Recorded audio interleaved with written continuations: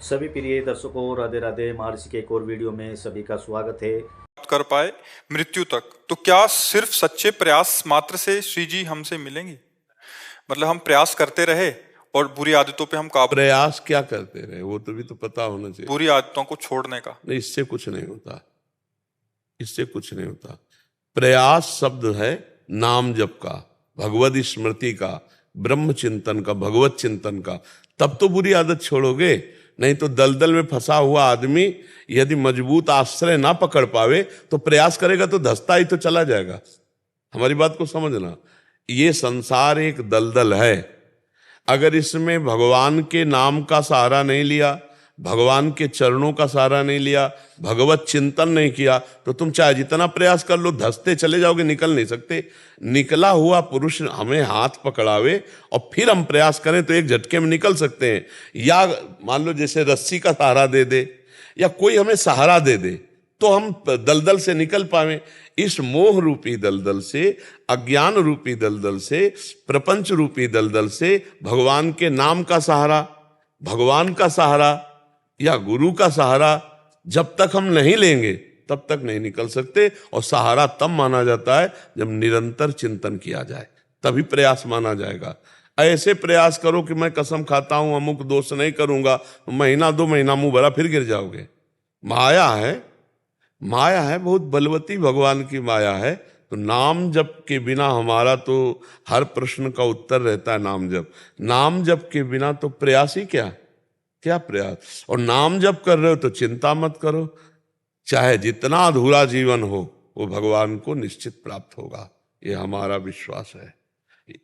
यद्यपि भक्त अनन्य जो विषय इंद्रियन बस होए, कर्मठ कोटि जितेंद्रियन ते समलहै न कोय। यद्यपि वो भी जितेंद्री नहीं है, लेकिन उसने भगवान का भरोसा ले लिया और नाम जप शुरू किया। और अभी प्राण निकल जाए तो अभी भगवान की प्राप्ति हो जाएगी, क्योंकि अंतामति शोगति। हम वर्तमान को संभालें, राम राम कृष्ण कृष्ण हरि हरि राधा राधा राधा, तो फिर हमारा जो भविष्य है वो मंगलमय हो जाएगा, वो भगवत स्वरूप। और नाम जप नहीं कर रहे हो, बोले हम प्रयास कर रहे हैं, तो जो जितेंद्रियता से कोई भगवत प्राप्ति होती है क्या? कितने ऐसे जीव हैं सृष्टि में जो कभी भोग नहीं करते, आप उन्हें भोग की योग्यता रहित मान लीजिए, या बहुत से ऐसे जीव हैं जो भोग नहीं करते, क्या उनको भगवान की प्राप्ति हो जाती है क्या? जैसे मान लो जिसके भोग सामर्थ्य नहीं है वो आजीवन भोग नहीं करते, क्या उनको भगवत प्राप्ति हो जाती है क्या? कई ऐसे जीव हैं जो जीवन में अन्न नहीं खाते, पशु पक्षी ऐसे, केवल फल आहार पर, केवल मिट्टी या केवल जल, क्या उनको भगवत प्राप्ति हो जाती है क्या? अगर आहार मात्र परिवर्तन से भगवत प्राप्ति होती या आहार ना करने से होती तो बहुत से जीव वायु पी के रहते हैं, जल पी के रहते हैं, मिट्टी खा के रहते हैं, फल खा के रहते हैं, इससे भगवत प्राप्ति तो नहीं हो जाती ना उनको। भगवत प्राप्ति चिंतन से होती। इसीलिए गीता जी में ये सब बातों का ज्यादा वर्णन, अनन्य चिंतयन्तो माम, भगवान जहां कहते हैं अपनी प्राप्ति के लिए अनन्य चेता सततम यो माम स्मरति नित्यसा तस्याहम सुलभा पार्थ नित्युक्तस्य योगिनः, जो मेरा अनन्य चिंतन करता है। खास बात है, राधा राधा राधा राधा हर समय जप रहे। जब मन पवित्र होगा तो विषयों में जाएगा ही नहीं। हमको सीधे मन पवित्र करना है, तो हम कोई कसम, कोई व्रत, कोई नियम ले रहे हैं तो उसको रोकने के लिए हमारे अंदर जो पावर चाहिए वो भजन पावर काम करे। भजन करते हो? हाँ, भजन करो तो फिर चिंता मत करो जी। जैसे सुबह सेवा पूजा करता हूँ, कभी कभी शाम को सेवा पूजा रह जाती है। हमारी बात समझे ना, भगवत प्राप्ति के लिए हम निरंतर की बात करें, हम इस पर ज्यादा ध्यान नहीं दे। हम ध्यान देते तुम्हारे अंदर चल रहा है कि नहीं, राम राम राम राम कृष्ण कृष्ण कृष्ण राधा राधा राधा राधा, चल रहा है कि नहीं? ये चल रहा है ना। आप सुबह शाम वाली पूजा का हमारे अंदर बढ़िया, सुबह पूजा करके निकले, वृत्तियां विषयों में लगी, मर गए तो विषय की गति होगी, विषय की गति होगी। भरत जी महाराज का हिरण में चिंतन फंस गया तो अगला जन्म क्या हुआ? हिरण का हुआ कि नहीं हुआ?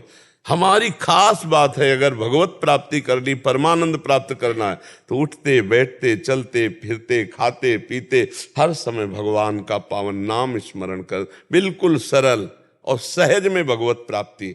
देखो, सुमिरि पवन सुत पावन नामू अपने बस करी राखे रामू।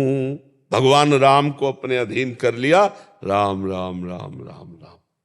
बिल्कुल सरल बात समझ लो, सीधी बात समझ लो। खूब शास्त्र स्वाध्याय करके बोल रहे और संतों का संग करके बोल रहे हैं।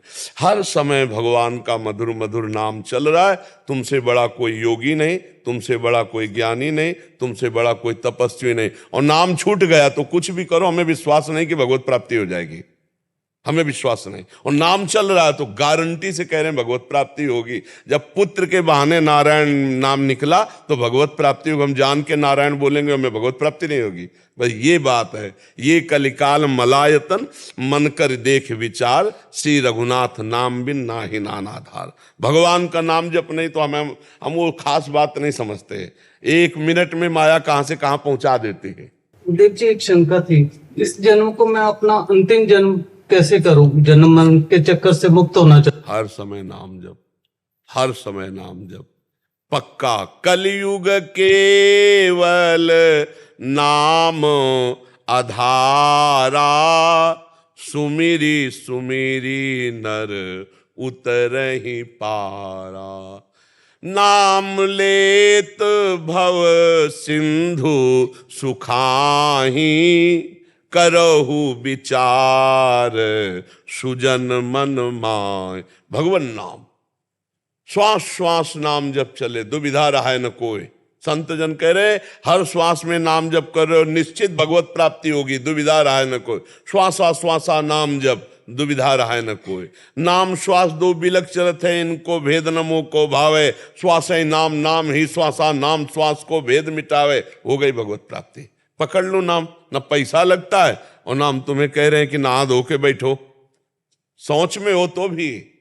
नाम का तो यही बहुत बड़ा प्रभाव है। अपवित्र पवित्रो वा सर्वावस्थांगतोपि वाह, या स्मृत पुंडरीकाक्षम सवायाभ्यांतरा शुचि। अब मंत्र नहीं जप सकते शौचालय में, और शौचालय में दिल फेल हो गया तो, वहीं प्राण निकल गए तो हमको हर समय अलर्ट रहना है, क्योंकि हमारी मृत्यु कब है पता नहीं। तो इसलिए हमें हर समय बोलना है राधा राधा राधा राधा राधा। हर समय नाम जप करते हैं। बोलते हैं वो नाम चक्कर चलता रहना चाहिए, वो नहीं चलता मेरे से। पहले देखो, पहले सुनो, पहले जबान से शुरू करो, तब पवित्रता बढ़े। ये जैसे हम बोले ना राधा राधा राधा, और इसमें जो थूक बना, रस बना, ये जब अंदर जाता है तो हर नस नाड़ी को पवित्र करता है। ध्यान रखना, ये बड़ा अमृत, नामामृत है जो हम नाम जप करते हैं ना जबान से, और जो निकलता है ये हृदय को जाके पवित्र कर। और जब हृदय पवित्र होने लगेगा तो नाम झलकने लगेगा। नाम क्या, नाम ही झलकने लगेगा, भगवान का रूप आ जाएगा। पर चलते रहो, अभी उसको पकड़ो, जो कहा जा रहा है उसे पकड़ो, तो आगे अपने आप आ जाएगा। मोहन जी कोलकाता से। राधे राधे। राधे राधे शेरविंश महाराज जी। महाराज जी, आत्म साक्षात्कार किसको होता है? जड़ द्वारा चेतन को ज्ञान नहीं होता तो कैसे होता? किसका है? जड़ द्वारा चैतन्य का ज्ञान? जड़ द्वारा नहीं, जड़ को तो ज्ञान होता नहीं ना, अपने आप से अपने आप का होता है। जो तत्व साक्षात्कार होता है ना, अपने आप से अपने आप का होता है। वो किसी करण या इंद्रियों से नहीं होता है, वो स्वयं से होता है। अपने आप से अपना साक्षात्कार होता है। पर ये तभी होगा जब अंतःकरण पवित्र होगा। अंतःकरण भगवत चिंतन परायण हो, संकल्प रहित हो जाए। और अंतःकरण से, पवित्र अंतःकरण से जो अपनापन है, अभी जैसे शरीर से अपनापन है कि मैं पुरुष हूं, मैं स्त्री हूं, फिर अंतःकरण से जो मन बुद्धि चित्त अहंकार है, उसमें ममत्व हमारा इतना फिट हो गया है कि जैसे मन नेत्रेंद्री के द्वारा दृश्य देखना चाहता है तो मैं देख रहा हूं, समझ पा रहे हैं अपना। श्रवणेंद्री के द्वारा सुनना तो मैं सुनना चाहता हूं, रसेंद्री के द्वारा अगर चख रहा है तो मैं चख रहा हूं। यही अज्ञान है। वो अंतःकरण से अपनत्व हटा लेता है। फिर स्वभाव जो कारण शरीर है उससे का भी वो दृष्टा होता है। अब वो जब इस बात का अनुभव कर लेता है, एक होता है ज्ञान होना, जैसे आपको भी ज्ञान है, हम भी बोल रहे हैं, लेकिन इस बात का जब अनुभव हो जाता है तो देखते हुए भी देखता नहीं, सुनते हुए भी सुनता नहीं, भोगते हुए भी भोगता नहीं, चखते हुए भी चखता नहीं, चलते हुए भी चलता नहीं, सोते हुए भी सोता नहीं। ये स्थिति, वो अब जो स्वरूप है उसमें कभी ये कुछ क्रियाएं नहीं होती, पर क्रियाएं सब हो रही है और उसका वो कर्ता भाव स्वीकार किए। पता चलता क्रिया हो रही है, है? पता चलता क्रिया हो रही है, हम अलग हैं। हाँ, ये बात जो है तब मानी जाएगी जब गर्मी सर्दी भूख प्यास जन्म मृत्यु ये सबका दृष्टा हो। समझ रहे ला? हाँ, शरीर के प्रारब्धानुसार भारी भीषण कष्ट है तो भी वो दृष्टा ही है, भोगता नहीं है।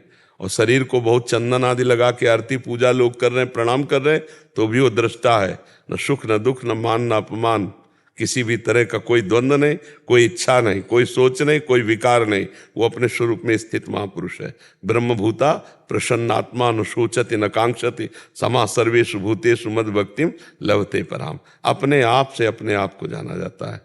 गीता में भी तो यही बात है। बस वो जानना है, पर ये जानना कोई खेल नहीं है। ये जान गया तो बहुत बड़ी बात है, पर यही जानने के लिए पहले भक्ति करना पड़ेगा। स्वरूपानुसंधान भक्ति रेव गरीषे। भक्ति, हमारा शरीर बहुत से ऐसे आचरण हुए जो अपवित्र हो चुका है, अंतःकरण अपवित्र हो चुका है, हमारा स्वभाव अपवित्र हो चुका है, पहले इसे पवित्र करना पड़ेगा।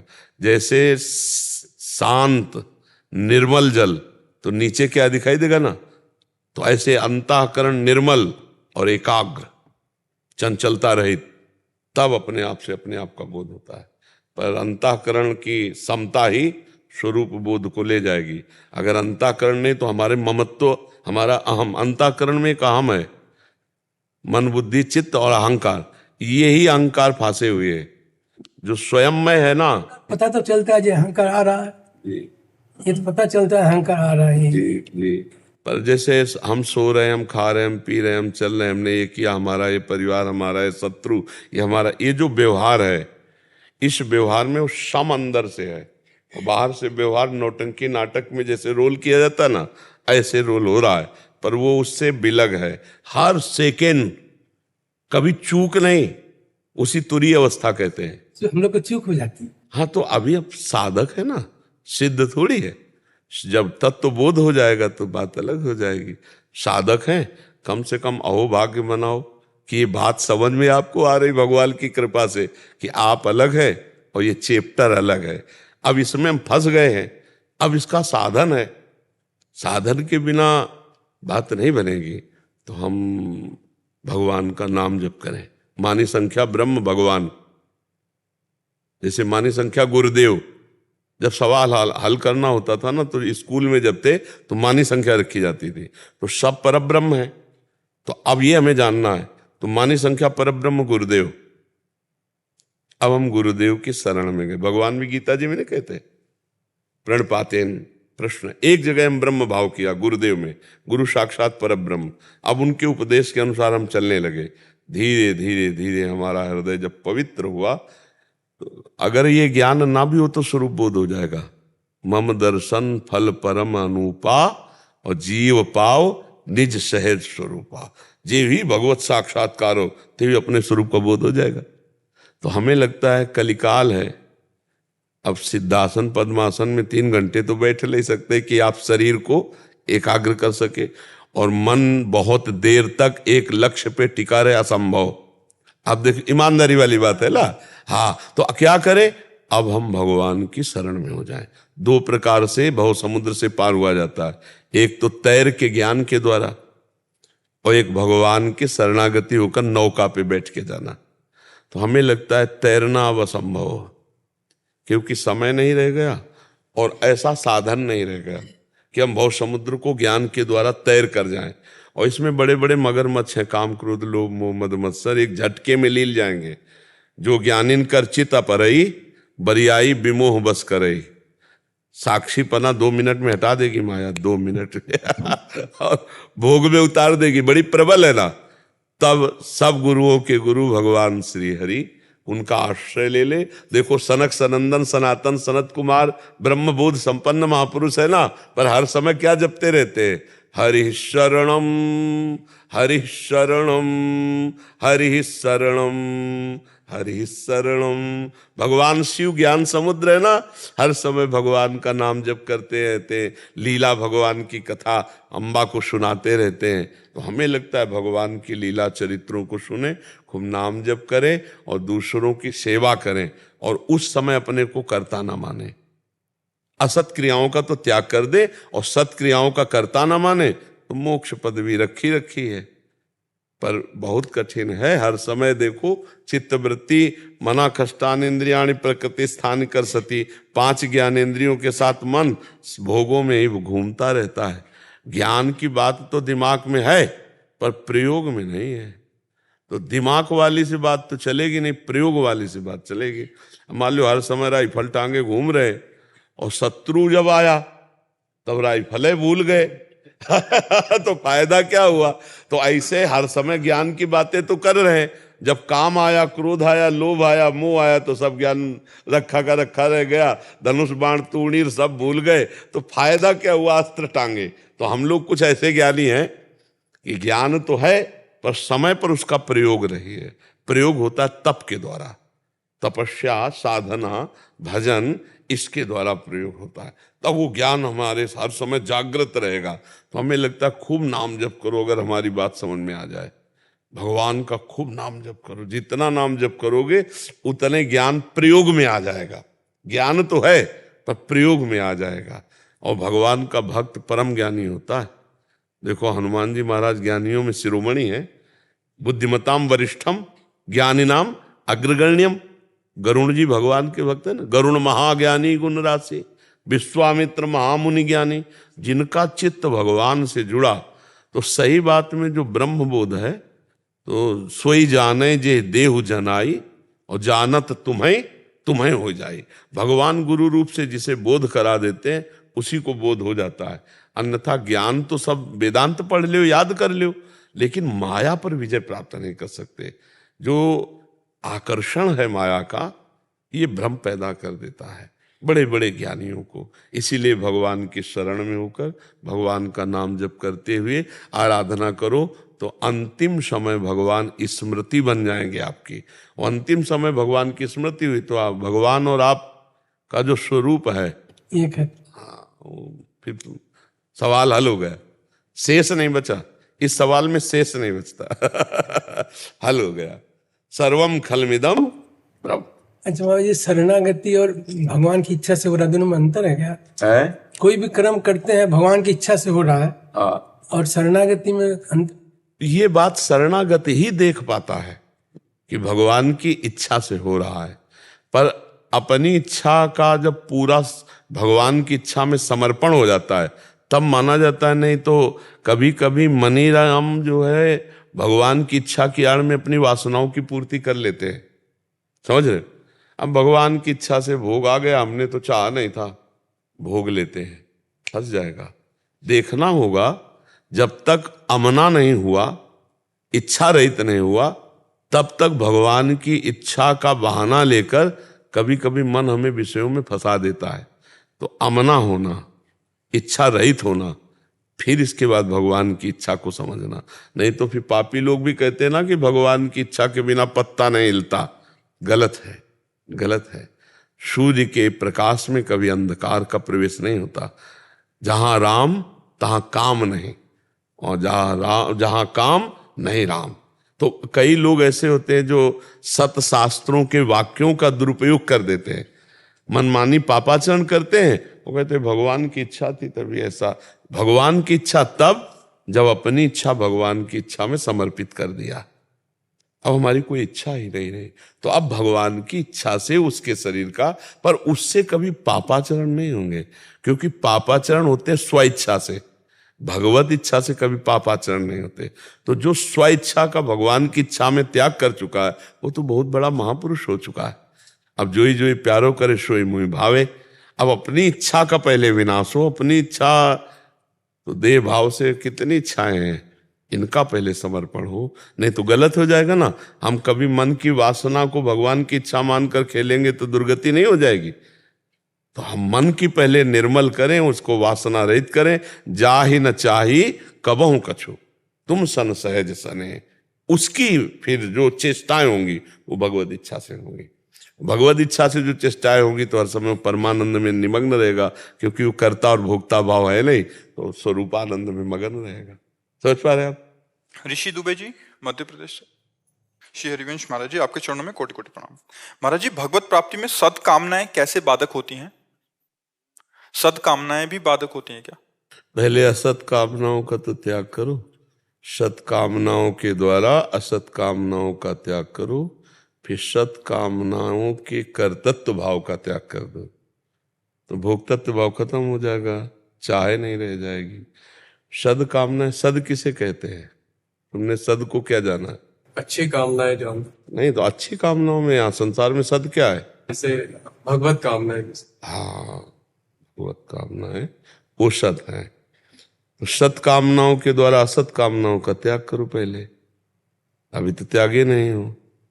असत कामनाओं का त्यागी ही सत कामना में युक्त होता है, और सत कामनाओं का कर्ता भाव जब चला जाता है तो वो भगवत प्राप्त हो जाता है। तो हमारा पूरा जीवन पहले इसी बात में है कि हम नाम जप करते हुए असत कामनाएं त्याग दें। असत कामनाएं संपूर्ण संसार है, लोक लोकांतर है।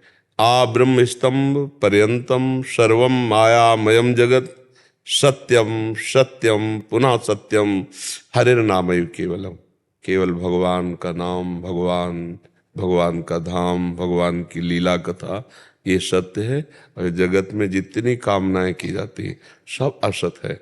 तो पहले हम सत कामना में तो लगे और असत कामनाओं का त्याग करें, और जब सत कामना में स्थित हो जाएंगे तो हम देखेंगे सब भगवान की कृपा शक्ति से हो रहा है। तो हमारा जो करने का अहंकार है ये भगवत प्राप्ति नहीं होने देता। तो ये अहंकार जो है, कर्तृत्वाभिमान जो है, ये नष्ट हो जाता है सत क्रियाएं करके। जब हम भजन करते हैं, दूसरों का हित करते हैं, भगवान की सेवा की भावना से समाज सेवा करते हैं और भगवान की लीला कथा सुनते हैं, तो हृदय पवित्र हो जाता है। पवित्र हृदय में अहंकार नहीं रहता, मलिन हृदय में अहंकार रहता है। तो जहाँ अहंकार गया तो ना फिर सत्क्रियाएं होंगी ना सत्क्रियाएं होंगी। फिर जैसे कठपुतली नचाने वाले के इशारे से नाचती, ऐसे वो भक्त भगवान के इशारे से नाचता है, कर्तृत्व भाव रहित हो जाता है, वो भगवत प्राप्त हो जाता है। जब तक अहंकार रहता है, मैंने ये किया, मैं ये कर सकता हूँ, मैं ये करूँगा, तब तक वो प्रकृति राज्य में रहता है, परमात्मा राज्य में नहीं। आप देखो ना, आप देखो प्रकृति राज्य में ही तो शरीर भाव से ही सब, परमात्मा राज्य में प्रवेश पाने के लिए देहाभिमान गलित होता है। देह भाव बहुत सुदृढ़ हो गया है। ये मैं स्त्री हूं, मैं पुरुष हूं, बहुत सुदृढ़, इसीलिए संसार सत्य लग रहा है और हम इसी में समेटने में पूरा जीवन बर्बाद कर देते हैं। रुपया पैसा पद प्रतिष्ठा और भगवान का भजन किया नहीं और शरीर छूटा, सब यही रह गया। फिर कौन सी योनि में जाएंगे कुछ परिणाम का पता नहीं। जब एक देवराज इंद्र की पदवी पर बैठा हुआ महाराजा नहुष अजगर की योनि को जा सकता है, तो फिर अपने लोग तो बहुत ही नीचे। फिर इस यात्रा में मनुष्य शरीर, तुम्हें एक गाड़ी मिली, तुम हो नहीं है। अगर भगवान की प्राप्ति नहीं की तो और गाड़ियां हैं नीची योनि की, 83,99,999 योनियां भोगना पड़ेगा। अवश्य में भोक्तव्यम कृतम कर्म शुभाशुभम। ये मोक्ष प्राप्ति के लिए, भगवत प्राप्ति के लिए मानव देह मिला है। तो अपने कर्तव्य कर्म को भगवान की पूजा बनाकर सत इच्छा धारण करे, असत इच्छाओं का त्याग करे, फिर सद इच्छा का भी त्याग करके कर्तृत्व भाव, भोक्तत्व भाव रहित वो परमात्मा स्वरूप को प्राप्त। अब इतना करने में पूरा जीवन लग जाता है। तो खूब चलो अच्छे भाव से, कोई नशा न करो, पराई माता बहनों की तरफ गंदी दृष्टि मत करो, मोबाइल से गंदी बातें मत देखो, तो अभी जीवन सुधरने लगेगा। और गंदी बातें करोगे तो हमारी बातें समझ में नहीं आएगी। मलिन बुद्धि वाले को आध्यात्मिक की बातें समझ में नहीं आती। समझ पा रहे हो हमारी बात जी? प्रणय जी गुजरात से। राधे राधे। महाराज जी, आपके चरणों में दंडवत प्रणाम। महाराज जी, भगवान श्री स्वामी नारायण जी की परावाणी वचनामृत में भगवान ने कहा है कि भगवान के सर्वोच्च प्रसन्नता का कारण है कि भगवान के स्वरूप में मन की अखंड वृत्ति का रहना। तो मैं अपने इष्ट का नाम जप करने का निरंतर, भगवान की अखंड वृत्ति का स्वरूप है चराचर जगत में भगवान देखना। निखंडित हो जाएगी वृत्ति ना। ये स्त्री है, पुरुष है, पापी है, पुण्यात्मा है, सब कुछ भगवान ही है। भगवान की प्रसन्नता का हेतु क्या है? चित्त वृत्ति को भगवान में समर्पित करके सबकी सेवा करो। अगर भगवान के श्री विग्रह की अच्छे अच्छे पदार्थों से सेवा की गई पर प्राणियों की सेवा में राग द्वेष किया गया तो वो सेवा ऐसी अधूरी है जैसे राख में किया गया हवन। इसलिए संपूर्ण प्राणियों में भगवान की भावना करते हुए जिस समय जो सेवा प्राप्त हो वो भगवत सेवा मानकर किया जाए और हर समय भगवान का स्मरण किया जाए, इसी से भगवान प्रसन्न हो जाते हैं। ठीक है, तो क्या जानना चाहते हो इसमें? महाराज जी, मैं अपनी इष्ट का नाम जप करने का निरंतर प्रयत्न करता हूं, पर उसमें कभी कभी भगवान के स्वरूप में अखंड वृत्ति नहीं रहती। नामी के साथ नाम अखंड वृत्ति का उपाय है, पर नाम जप चलता है पर नामी नहीं, में इसमें चिंता नहीं करनी। नाम में अखंड वृत्ति जोड़नी, नामी तो अपने आप आ जाएगा। देखी रूप नाम आधीना। जब नाम चल रहा है तो हमें रूप की चिंता नहीं करनी, नाम पे वृत्ति लगानी। नारायण हमारी आंखों के सामने लिखा हो नारायण, हमारे कान सुन रहे हो नारायण, हमारे हृदय से निकल रहा हो नारायण।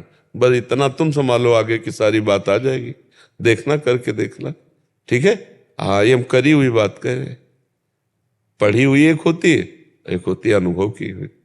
ऐसे भजन करो, रूप की चिंता मत करो, रूप तो अपने आप आ जाएगा, धस जाएगा हृदय में, नेत्रों में नशा छा जाएगा रूप का। रूप का एक नशा होता है। आठों पहर रूप छके घूमत रहे, तन को तनिक न भान, नारायण दृग जल बहै, यह प्रेम पहचान। विरह कमंडल कर लिए, बैरागी दो नयन, मांगत दरस मधुकरी, छके रहते। धन्य भाग है कि आप नौजवान बच्चे भगवान के मार्ग में चल रहे हो। ये कलिकाल है, बहुत बड़ा धन्य भाग है आप लोगों का। नहीं तो मलिनता ऐसी बढ़ती जा रही कि गर्लफ्रेंड, बॉयफ्रेंड, नशा, व्यभिचार, सब गंदी बातें दुर्गति का कारण। आज हम बड़ा धन्य भाग मान रहे हैं अपने नौजवान भाइयों को कि वो संतों की बात सुनने लगे, वो अध्यात्म में चलने लगे, वो गंदी बातें छोड़ने के लिए तैयार हो गए। नहीं तो बहुत कठिन बात है। माया का ऐसा आकर्षण है कि नौजवान होते ही बस वृत्ति इसी में लग जाती। बड़े भाग्य हैं जो अध्यात्म में वृत्ति लगाकर भगवान का रूप या भगवान का नाम प्रिय लगने लगे। ये तो जन्म जन्मांतरों के पापों का नाश हो रहा है, तब ऐसी वृत्ति लग रही है। हाँ, भगवान बहुत प्रसन्न है और तब ऐसी वृत्ति लगती है जब द्रवहि दीन दयालु राघव साधु संगति पाई, फिर वहां भजन, साधन, उपासना। और ऐसा नहीं कि संसार से हट जाता है, संसार में वही सब काम करने हैं, लेकिन वो पहले करता था अहंकार युक्त अपनी वासनाओं की पूर्ति के लिए, अब करता है उपासना की पूर्ति के लिए, भगवान के लिए। बात बदल गई, अब वो भगवान को प्राप्त हो जाएगा।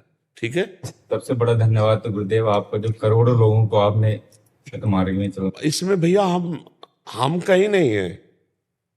देखो, निमित्त भगवान किसी को बना दे, कर वो ही रहे हैं। हम कहीं जाते तो है नहीं। भगवान हमारे अंदर जो ज्ञान दिए उसी को बोल रहे हैं और भगवान सबकी बुद्धि को बदल रहे हैं। ये भगवान की कृपा, उन्हीं का कृपा प्रसाद है। वो कहीं भी बैठ, हर ऑफिस उन्हीं की है, तो इस ऑफिस में आके बैठ के अब वो बोल रहे हैं तो उन्हीं की बात का चमत्कार है।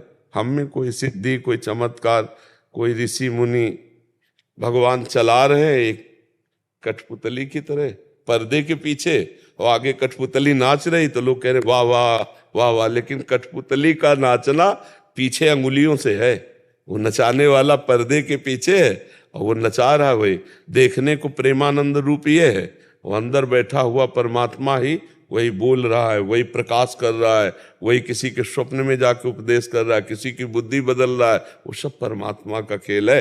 कहने को प्रेमानंद, करे करावे आप सब, और जने बड़ाई दे, अपने भक्त को बड़ाई देते करते तो भगवान से। इन नेत्रों को तो आप ही में भगवान देखते हैं गुरुदेव, क्योंकि भगवान जब सर्वत्र है तो अगर हम संत सदगुरुदेव में भगवत भाव कर लें तो हमारा काम बन जाए, है नहीं। सर्वत्र भगवान है, तो अगर हम संत सदगुरुदेव में, जब भगवान जब सबरी जी को उपदेश कर रहे हैं तो कह रहे सातों समो मोहि मैं जग देखा, मोते अधिक संत कर लेखा। सातवीं भक्ति है कि समान रूप से भगवान को सब में देखो, लेकिन संतों को भगवान ने कहा मेरे से भी अधिक करके मानो। मोरे मन प्रभु अस विश्वासा, राम ते अधिक राम कर दासा। भगवान से भी बढ़कर भगवान के संत जन, ऐसा जिनका भाव हो गया वो तो बड़े भाग्यशाली है। नहीं, संतों में विश्वास होना कठिन है, भगवत भाव हो जाए फिर क्या कहना है जी। कल्याण और भगवत प्राप्ति में अंतर क्या है? कल्याण और भगवत प्राप्ति में बड़ा अंतर है। जैसे तप लोक जाना, महालोक जाना, जन लोक जाना, सत्य लोक जाना, ये कल्याण है। स्वर्ग के ऊपर के लोगों को मिल, स्वर्ग तक पुण्य लोकों का भोग भोग कर मृत्यु लोक की विसंति, वो यहाँ आएगा। लेकिन जैसे तप लोक जाना, जन लोक जाना, महालोक जाना, सत्य लोक जाना, ये कल्याणमय लोक है, ये भोग लोक नहीं है। तो वहां से आना पड़ेगा? नहीं, ब्रह्मा के साथ उन लोकों में है कि अभी तो नहीं आना पड़ेगा, लेकिन दो परार्थ जब ब्रह्मा की आयु समाप्त होगी और फिर जब सृष्टि होगी तो आना पड़ेगा। लेकिन मोक्ष और भगवत प्राप्ति हो जाने पर आना नहीं पड़ेगा। इन लोकों में ये आने जाने आ ब्रह्म स्तंभ पर्यंतम सर्वम मायामयम जगत, यहाँ तो आना जाना पड़ेगा।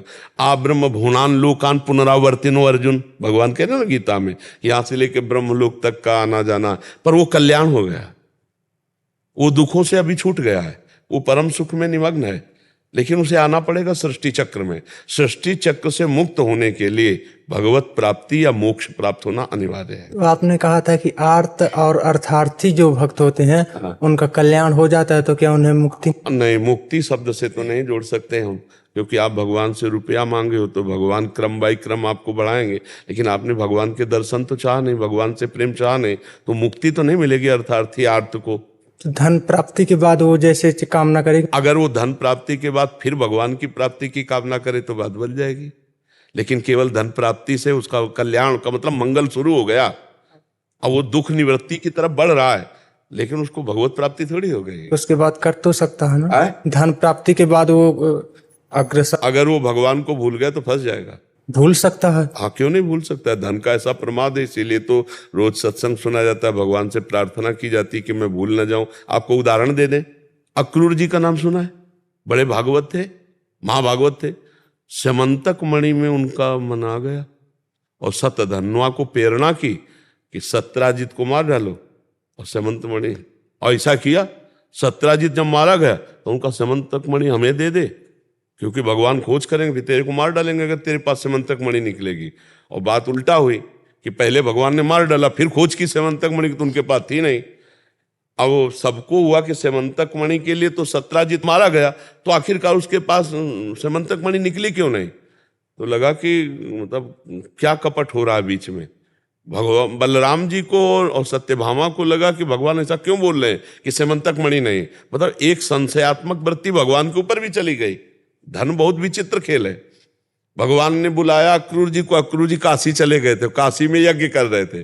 भगवान ने बुलाया, कहा चाचा जी मुझे पता है बड़ी बड़ी यज्ञ हो रही हैं आपकी, तो समंतक मणि 8 बार सोना रोज देती थी, उसी से सब। उनका समंतक मणि दिखा दो, हम लेंगे नहीं, दिखा दो, मैं पता है आपके पास ही है, सबका संशय दूर हो जाए।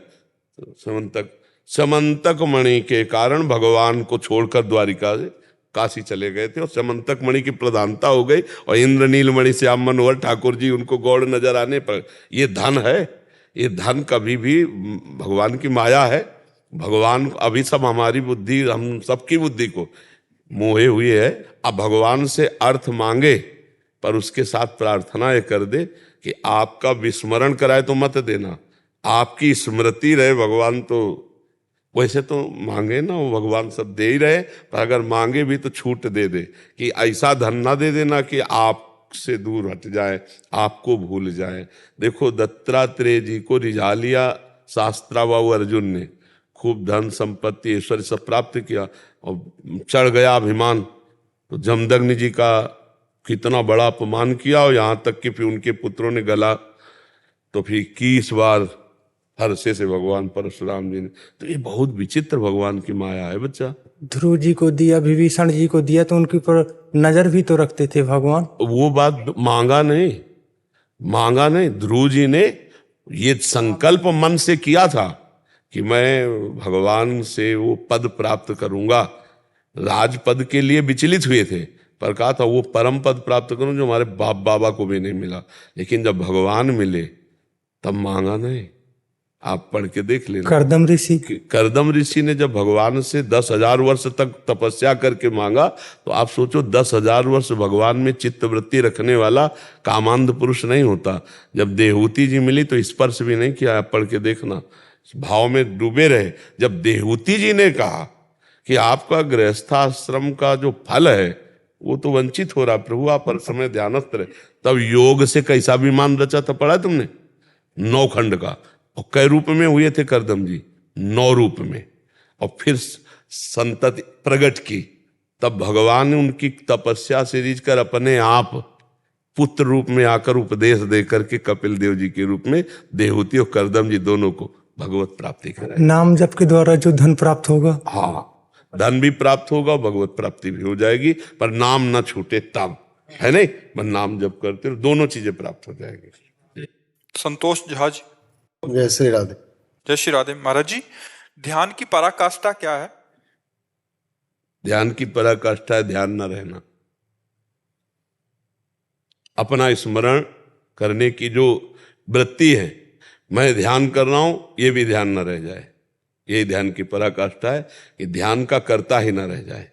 ब्रह्म नहीं, माया नहीं, नहीं जीव नहीं काल, अपनी हूं सुधि ना रही, एक रहो नंदलाल। ऐसी वृत्ति कि मैं भगवान का ध्यान कर रहा हूं, ये भी खत्म हो जाए।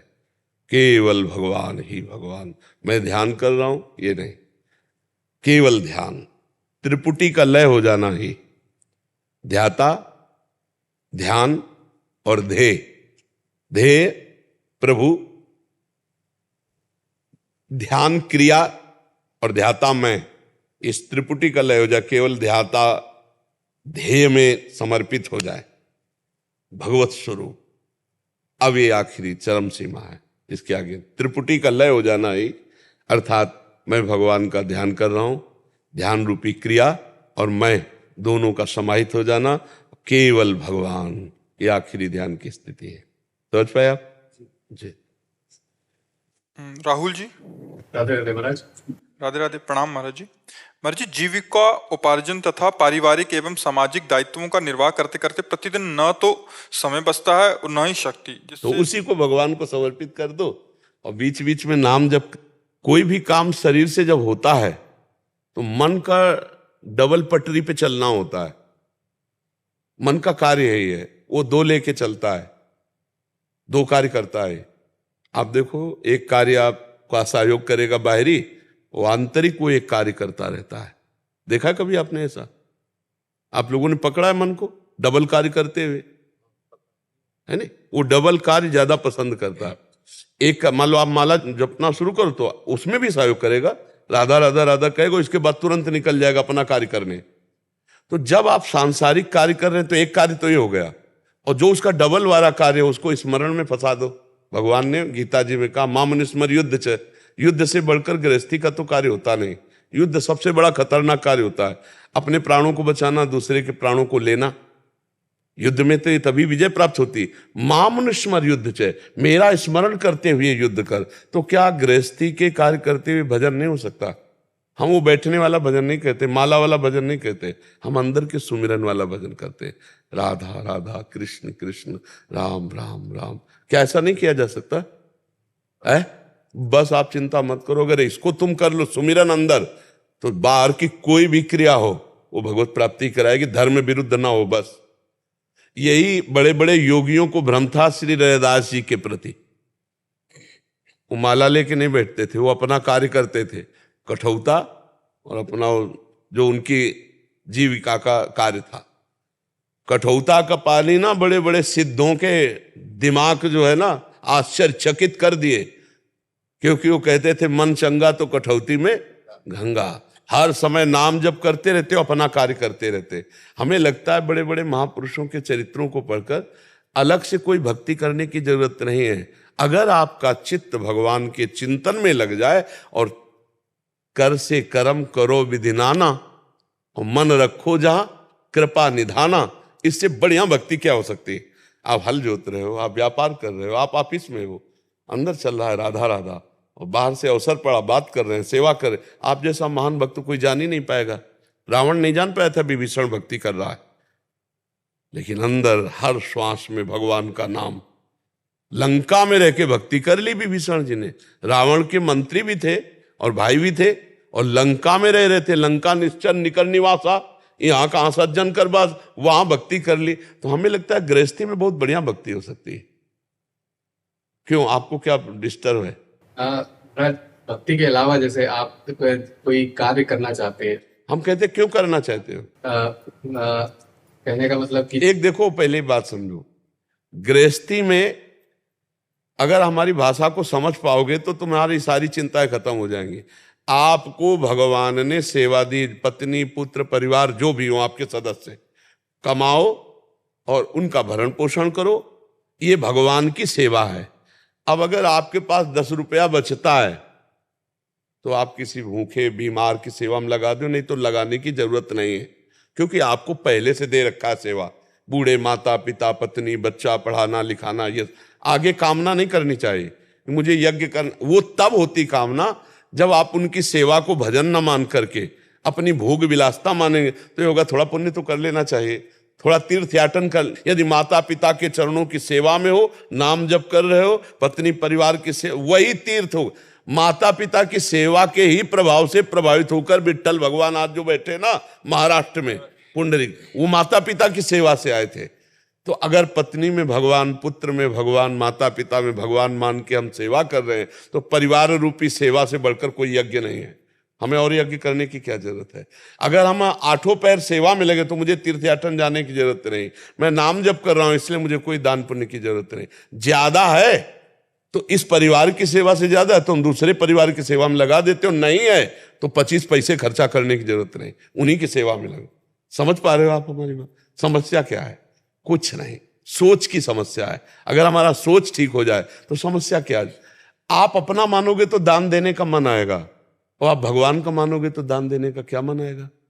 आपकी जेब में 100 रुपया भगवान के हैं, अब जहां खर्चा करवाना चाहेंगे करवा देंगे।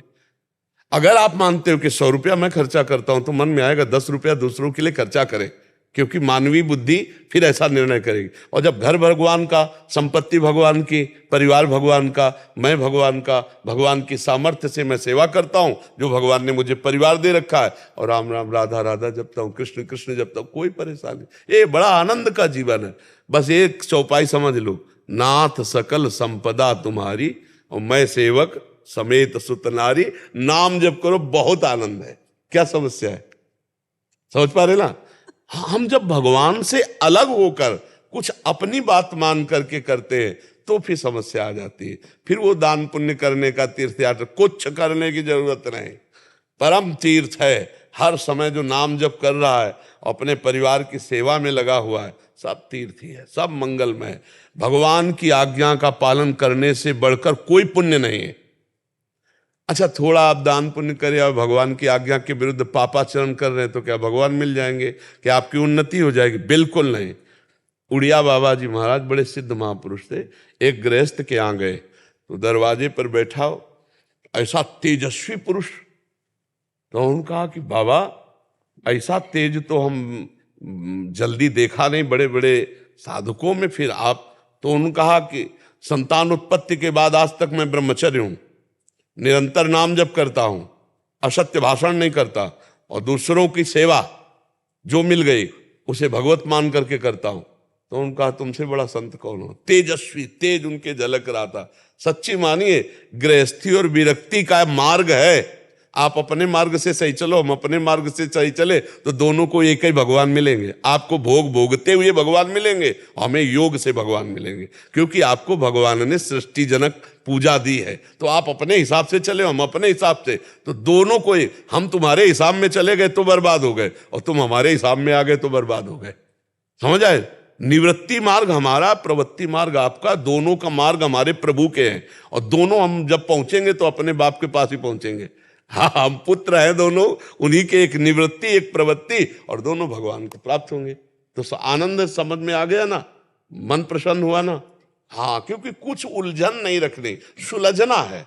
सुलझना, सुलझ गए तो सब कुछ प्रभु का है। हमारा मानी हुई मान्यता जो थी, ये घर मेरा है, ये दुकान मेरा है, बैंक बैलेंस मेरा, ये मेरा, इसी का त्यागना, चाहे योग से त्याग लो चाहे समझ के त्याग लो। ये मैं मेरा का त्याग कर दे तो माया मुक्त हो गए। माया किसे कहते हैं? मैं और मोर तोड़ते हैं माया, इसी का त्याग। ये सब कुछ भगवान का है। खूब आनंदित रहते हुए, गृहस्थी में भोगते हुए भी भगवान की प्राप्ति, सब कुछ भगवान का मान करके नाम जप, केवल नाम जप पर दृष्टि रहे, नाम न भूले नहीं। ये ज्ञान विज्ञान सब माया परास्त कर देगी। और नाम जब चल रहा है तो बुद्धि शुद्ध रहेगी, फिर आप विचलित नहीं होगे। बड़े से बड़े दुख में भी मुस्कुराओगे और बड़े से बड़े सुख में भी गंभीर रहोगे, अहंकार नहीं आएगा। संदीप गोयल जी, वेस्ट बंगाल से। महाराज जी, आपके चरणों में कोटि कोटि प्रणाम। महाराज जी, मेरा प्रश्न है कि सेवा से ज्यादा मानव और जीव जंतु सेवा में ज्यादा अच्छा लगता है इनको, मतलब भगवान की सेवा से जीव जंतु की सेवा ज्यादा अच्छा लगता है। कोई बात नहीं, पर उसमें भी भगवान मानो। बिना भगवान माने जो सेवा होगी वो पुण्य होगा, लेकिन जब हम भगवत भाव रख लेंगे तो वही हमें भगवत प्राप्ति करा देगी। समझ रहे ना? हम जीवों में भगवान देखें कि हम कबूतर को दाना दे रहे हैं तो मेरे भगवान कबूतर के रूप में है, इसके अंदर भगवान बैठे हुए ना। बिना भगवान के तो चल ही नहीं सकता। तो हम भगवान को देखने की चेष्टा करें, सब में भगवान है। तो ऐसा मानकर हम पशु पक्षी किसी की सेवा करें। देखो, कुत्ते में भगवान का दर्शन किया नामदेव जी ने। जब रोटी बना रहे थे ठाकुर जी के लिए, तो कुत्ता मुंह में रोटी दबा के भागा। अब वो घी गरम कर रहे थे, इधर उधर कुत्ता रोटी लेके, तो दौड़ते हुए पीछे जा रहे हैं, कह रहे भगवान सूखी रोटी मत खाओ, घी भी तो आपके लिए, चुप रह लो। और एकाग्र होके देखा कि भगवान, तो वहीं विट्ठल भगवान प्रकट हो गए, विट्ठल भगवान प्रकट हो गए। तो अगर हम पशु पक्षियों में भगवान को देखकर सेवा करते हैं तो भगवान की बहुत सुंदर सेवा है। अलग से अगर मूर्ति सेवा नहीं करते तो कोई परेशानी नहीं, पर भगवत भाव उसमें करना पड़ेगा। मूर्ति सेवा भी करते हैं, लेकिन उतना मन नहीं लगता जितने इस काम। कोई बात नहीं, हम यही कह रहे हैं, भगवान उन रूपों में भी है। आप खूब मन लगाकर उन जीवों की सेवा करो। किसी जीव को कष्ट ना पहुंचाना और सुख पहुंचाना, ये सबसे बड़ी भगवान की सेवा है। इसीलिए हम उन लोगों से प्रार्थना करते हैं जो लोग मांस खाते हैं, पशु पक्षियों का, जीवों का, कि आपका जैसा शरीर प्रिय है ऐसे हर जीव का शरीर प्रिय है। और आप दूसरों का मांस उबाल के काट के खाते हो तो आपकी दुर्गति पक्की, आपके शरीर को बहुत कष्ट होगा, बहुत पीड़ा होगी। एक आदमी जिंदगी में कभी कोई पुण्य नहीं किया था, पर उसके मन में आता तो एक रोटी का आटा लेकर मछलियों को ऐसे जल में पवाता जाके। तो जब नरक में जाने के लिए उसकी तैयारी हुई तो देखा गया कि इसका पुण्य क्या है। तो बोले इसने मछलियों को, और मछली का अवतार एक बार भगवान लिए, मत्स्य अवतार लिए ना, मत्स्य अवतार, वो नरक से बच गया। और जब उसको दोबारा मनुष्य बनाया गया तो उसने पशु पक्षी जीव जंतुओं की खूब सेवा करना, कि एक मछली के दाना आटा खवाने से मैं नरक से जाने से बच गया और मुझे पुनः मनुष्य शरीर मिला, अब चांस नहीं खोएंगे। तो ये बहुत बड़ी बात है। जीव जंतुओं की जो हत्या करके शरीर में अपने ये सब राक्षसी प्रवृत्ति, बड़ी दुर्गति प्राप्त होती है। बहुत भाई लोग छोड़ दिए हैं, और कुछ लोग छोड़ तो दे ही दोगे, शरीर ही छूट जाएगा तुम्हारा तो ये सब, हाँ छूट तो जाएगा ये सब। अभी मान लो तो सदगति हो जाएगी, ना मानोगे तो दुर्गति होगी। छूट तो जाएगा ही, छूटेगा तो है ही जी। बहुत बढ़िया है, आपको पशु पक्षियों की सेवा करो। महाराज जी, पशु पक्षी को मारना अपराध होता है कि पाप होता है? देखो, अपराध का तात्पर्य होता है कि जो आज्ञा की गई है उसका उल्लंघन करना, उसे अपराध कहते हैं। जैसे आज्ञा की गई कि गुरुजनों के सामने ऐसा बर्ताव करो, जैसे ऐसा बर्ताव करो, ऐसे शास्त्र आज्ञा की गई कि आप तीर्थों में ऐसे जाओ, धामों में ऐसे जाओ, मंत्र जाप ऐसे करो, ऐसे ऐसे जो विधान बताए गए उनके विपरीत हम जब करते तो अपराध होता है। लेकिन जब हम किसी की हिंसा करते हैं तो वो पाप होता है, वो पाप है। उसी को हम अगर शब्दों में कहते हैं अपराध कर रहा है तो उस मान लो पाप ही कर रहा है। और अगर हम जैसे शास्त्रीय भाषा हमको नहीं समझते और कह रहे हैं पाप है, तो मान लो क्यों अपराध ही है। जैसे गुरु अवहेलना करना, तीर्थों में जाकर के मनमानी आचरण करना, जो शास्त्र निषिद्ध है उन कार्यों को करना, जो मंत्र के समय बताया गया सावधानी करो ऐसा नहीं, जो वो अपराध की संज्ञा में आते हैं। और जब हम किसी को अपने सुख के लिए पीड़ा देते हैं तो उसे पाप कहते हैं। जैसे पाप शब्द में आता है मदिरापान करना, परस्त्री गमन करना, दूसरे का द्रव्य अपहरण करना, और हिंसा करके दूसरे का मांस खाना, और जुआ खेलना। ये 5 महापाप कहे गए, 5 महापाप कहे गए। तो ये पाप के अंतर्गत आता है। अपराध के अंतर्गत और श्रेणियां हैं, ये पाप के अंतर्गत। जैसे सुभाषितानी में एक श्लोक था, इसमें सुभाषितानी अभिवादनशीलस्य नित्यं वृद्धो पसे विना चत्वारि तस्य वर्धन्ते आयुर्विद्या यशो बलम। ये अपराध के अंतर जो आयु विद्या यश और बल का अपहरण करते, ये अपराध करने वाली बातों के लिखा गया है। तो पाप का मतलब सीधे समझ लो, जिससे हम सुख लेने की लालसा से कष्ट देते हैं उसे पाप कहते हैं। और जब हम मनमानी आज्ञा उल्लंघन करते हैं और मनमानी आचरण करने की चेष्टा करते हैं तो अपराध बन जाता है। जो गुरुजनों की आज्ञा को उल्लंघन करना, शास्त्र की आज्ञा को उल्लंघन करना। अब जैसे पूजा का विधान है, यज्ञ का विधान है, दान का विधान है, तीर्थ यात्रा का विधान है, धर्म का विधान है, इसमें जो हम तो फिर जैसे अब हमारे यहाँ सेवा में अगर त्रुटि होती है, मनमानी करते हो, तो सेवा के 32 अपराध हैं। सेवा में 32 अपराध हैं। धामापराध है, वैष्णव अपराध है, नाम में 10 अपराध नामापराध है।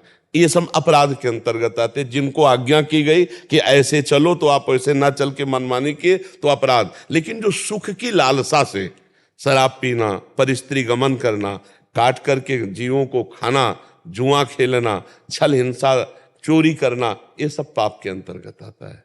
गुरुदेव भगवान, इतने सूक्ष्म अपराध हो जाते हैं, समझ में नहीं आता। जब इसीलिए नाम कीर्तन हर रोज करो। 30 मिनट नाम संकीर्तन करने से नाम संकीर्तनम यस्य सर्व पाप प्रणाशनम, सारे पापों का नाश हो जाता है ना। रोज शाम के 30 मिनट नाम, तो जाने अनजाने में जो वो सब हिसाब किताब बना। लेकिन एक ध्यान रखना, अगर हम जानबूझ करके कि शाम के कीर्तन तो कर ही लेंगे, अभी हम पाप कर लेते हैं, वो नहीं नष्ट होगा, वो भोगना पड़ेगा।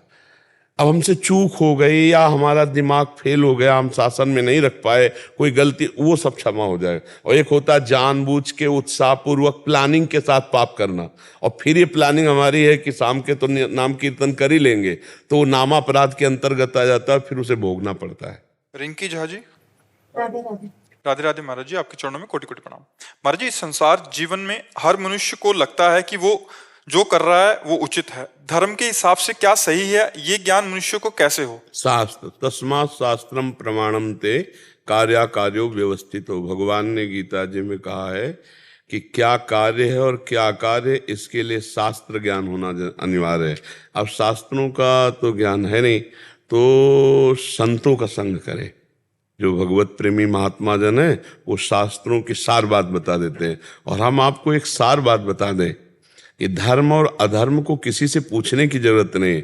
अगर गौर से आप देखो तो जब आप गलत करना चाहोगे तो आपके अंदर एक आवाज आती है कि आप गलत कर रहे हैं, वो भगवान की होती है, सबके अंदर आती है। जैसे गलत कुछ भी कर रहे हैं या करने जा रहे हैं तो आपके अंदर एक हल्की सी जलन होगी और बात है ये गलत है। अगर आप वो बात मान लो तो आपको गलती होगी ही नहीं। अज्ञान के द्वारा जितनी वृत्तियां वो सब नष्ट हो जाएं, क्योंकि वो भगवान स्वयं बोलते हैं।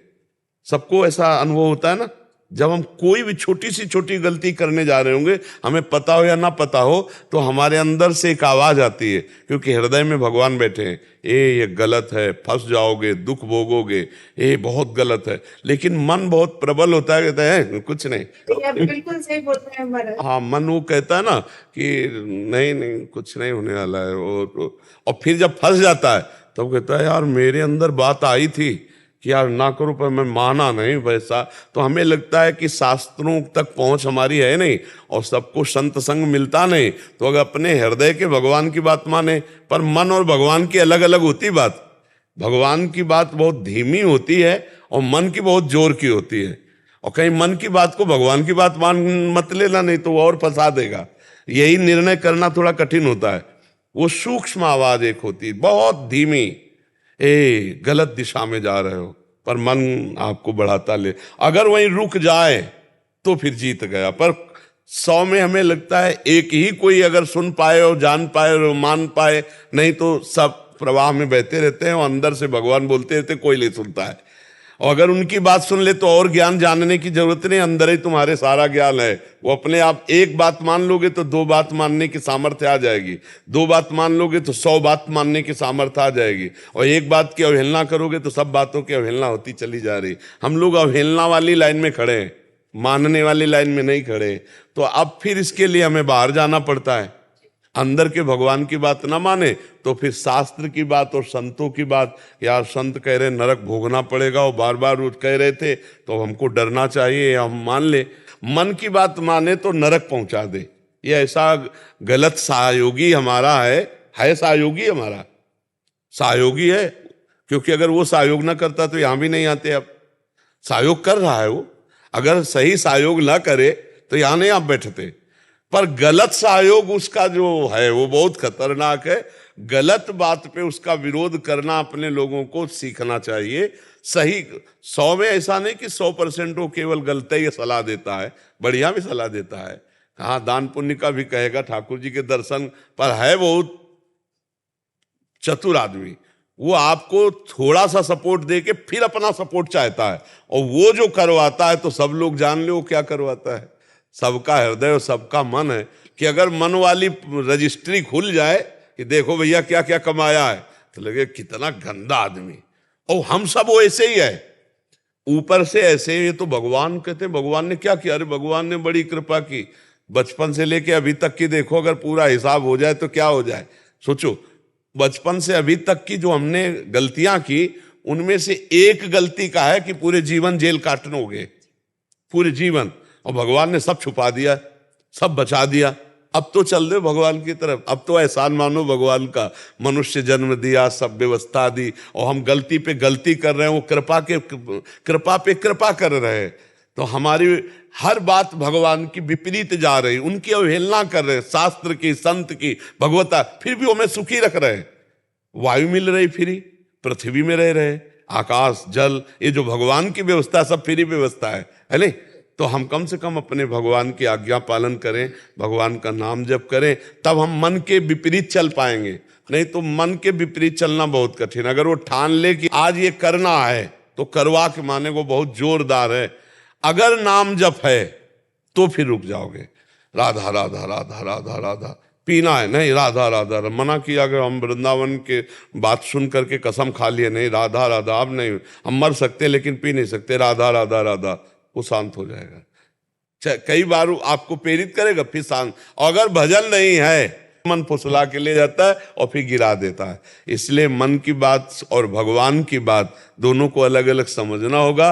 भगवान की बात समझ गए तो मन तुम्हारे कब्जे में, और अगर भगवान की बात को ठुकरा दिया तो मन के कब्जे में तुम। और जितनी जेलें भरी हैं ये सब मन के कब्जे वालों के भरी हैं। जो मन ने कहा करवा दिया उसी का परिणाम हो, फिर बहुत पश्चाताप हो। कई ऐसे पाप बन जाते हैं कि कोई दंड दे ना दे, अपना मन ही इतना दंड देने लगता है कि लगता है शरीर छोड़ दो यार। मन के 2 विभाग हैं, एक अच्छा एक बुरा। तो बुरे वाले मन को कंट्रोल करना है, अच्छे